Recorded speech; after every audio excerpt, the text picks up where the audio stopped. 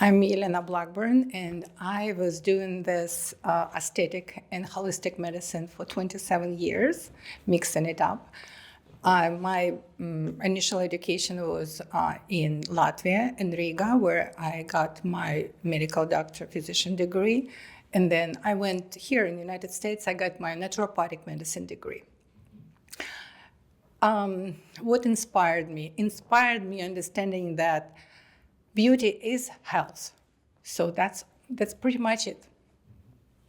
And is it rewarding helping your patients kind of realize that health through beauty?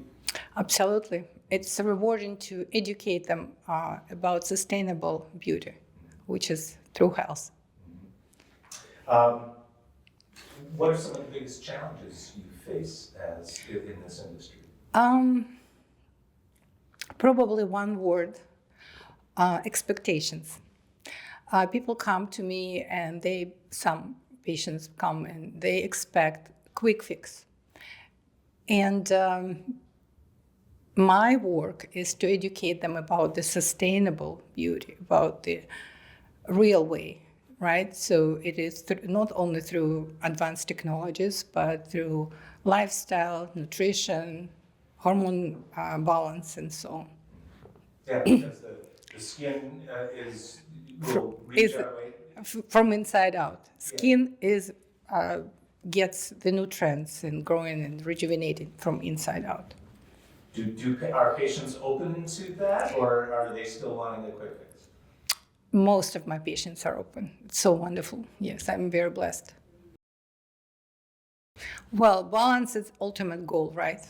And my focus is on quality over quantity in my professional and personal life. And so with it, I have to have some time for my own wellness, because if I preach wellness, then I cannot run on low. That's pretty much it. Yeah. And do you do that through exercise, recreation, meditation? What's your own personal? All of the above, I would say. Some exercise, some meditation, some music. Yeah. Just making some time for yourself. Yes, for sure. Yeah. Okay, great. What advice would you give to somebody who is either transitioning into this field or just coming out of school and getting started in this field? Well, I would say that invest in education and never stop learning. And know your patient and know anatomy. And of course, genuine care is always important, because it has to be genuine in order to be successful and feel good about what you do, I guess. Yeah. And in terms of education, that plays into the conference here. Conferences like MedSpa Pro, provide all these different tracks and opportunities and networking and stuff. Right. Talk a little bit about why you think it's important for people to, go attend. To a conference like right. Not even like this, but specifically this MAP conference is, to me, showed that there's a focus a little bit different, not on what, but mainly on why. Right? There's advanced technologies, endless amount, but we need to know, constantly keep in mind our aesthetic medicine philosophy in order to use specifically some technology for specific patient, and that's here very much emphasized, and I like it. Mm-hmm. And so did you speak here? Not yet, tomorrow. Okay, so tell us a little bit about what you're going to talk about tomorrow, and give us a few of the takeaways that you're hoping to leave people with. So I'm going to talk about two things. First is holistic aesthetic medicine, and also rejuvenative techniques in aesthetic medicine, cell rejuvenation. And holistic aesthetic medicine, it's basically what I just said, right? We live longer and longer. Doesn't mean we'll live better, right? And so in order to put some value and quality in those extra years, we need to take care of ourselves. And before it's too late, because there's some point where you really cannot do much, right? And you have to go into very invasive things if you want to feel or look better. So that's the bottom line of this. And I'm going into the hormones and how each hormone would influence the skin. Actually, I'm presenting 12 cases, my own patient cases, and each of them have, different problem. Some of them has some patient melasma and rosacea and metabolic syndrome and Cushing syndrome and a lot of different things. And how those people come to me, some of them already know, but some don't even realize they have some problem. And by uncovering, looking at their skin and listening to their story and doing some labs, we're actually getting results much faster, and not only faster, but sustainable, and results which I wouldn't get just with treatment, outside treatment. So like rosacea, for example, which I didn't know that I can treat. Well, it's not in the literature, but if you treat the gut, GI system, then rosacea gone. So that's the bottom line. So you're practicing root cause medicine? Absolutely. Yep. Yeah, I got to imagine that's rewarding because, when you very much just instead of putting a Band-Aid on a symptom kind of a thing, you're helping somebody change their life. Absolutely. Yeah. It's not just a skin outside, and that's, yes, I have very lucky because of that, yes. Nice. I think the future is in elegant, not fake, not overfilled medicine, in health and elegant aesthetic medicine. That's the future. That's all, That's pretty much the big trend, which we hopefully here and at conferences like this will shape together. And because those people we teach, they are the future of the beauty. And that's important part. There is a future of the new trends. And trends, our field evolved even faster than trends, and we have to be on top of it. That's my maybe concern, because we do have to be on top of the treatments in order to educate our patients what hype, what really works. So that's very important. What is your opinion of the GLP-1 revolution? What is that? Well, that's like Ozempic and Oh, okay. There's a place for it. If you use it, like I do use Ozempic, but in the form of peptide, in minimal quantities, and no side effects, and know when prescribe, and know exactly what to look for, then it's okay.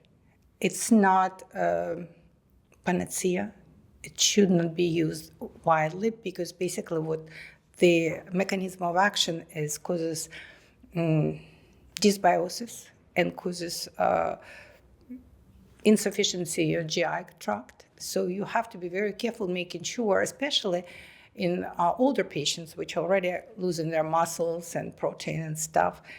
It's really very careful approach where I, a special diet, days when they inject, and special diet and special workouts when they don't inject. And so that's really careful approach. Mm-hmm. Do you have a lot of patients coming to you asking for that now because they see it on TikTok and more and more online and commercials? More and more. And I actually right now is in the middle of the patient. I'm going to call her tonight. Who came because her friend used Ozempic and lost a lot of weight. But those people don't understand that Ozempic is medicine. It's given to increase insulin sensitivity. It's originally used for diabetic patients. It's not just weight loss miracle. And so you have to be careful, educate patients that may Ozempic may be not their medicine, and it's actually just not going to work. So it's just an easy question, because basically, if you provide results and if you genuinely care, that's all you need. And of course, authenticity, it's the best marketing. That's all I can have to say. There's nothing special about it. Well, and I guess one more thing, providing like a signature experience, one of the kind, only yours from the heart, not any artificial, right? And with time, it's become a signature. After 27 years, for me, it's already the only way I can practice medicine. Yeah.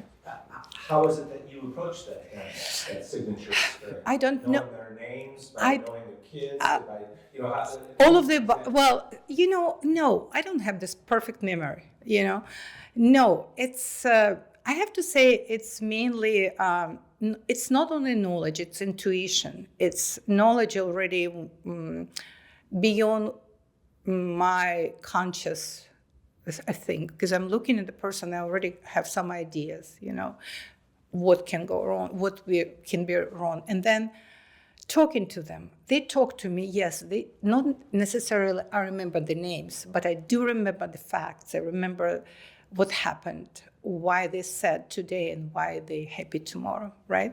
I remember those. And they really care. They like my family. I wouldn't do anything different to my family than I do to my patients. That's easy as it is.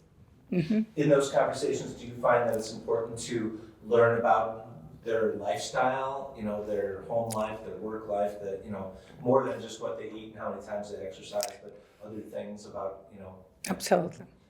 Talk a little bit about that and why that's important to you. Right. So we call it in medicine, we call it social history. So social history, if you live alone or you live with a family, and the stressors typically come either from social history, where, from family, social history, work too, or if patient is unhappy at work.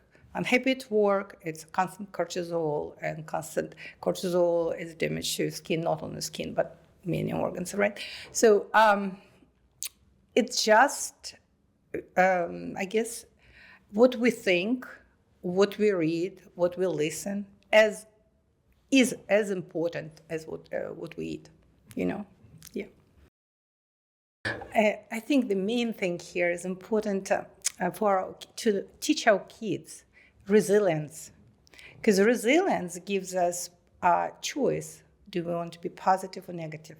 But when we're hopeless, when we cannot withstand, and life is not a candy all the time, right? Then that's what I think we call it negative outlook, negative look. It is hard for somebody to be next to the person. It's hard for the person himself or herself. But the main thing is somewhere there, they didn't learn it, And the resilience in this country, because we have a good life, it's easy to forget about it, right? And we wish our kids would live better and better. But it's so important. Okay, preaching to myself too. Yeah. Yeah, we take that for granted.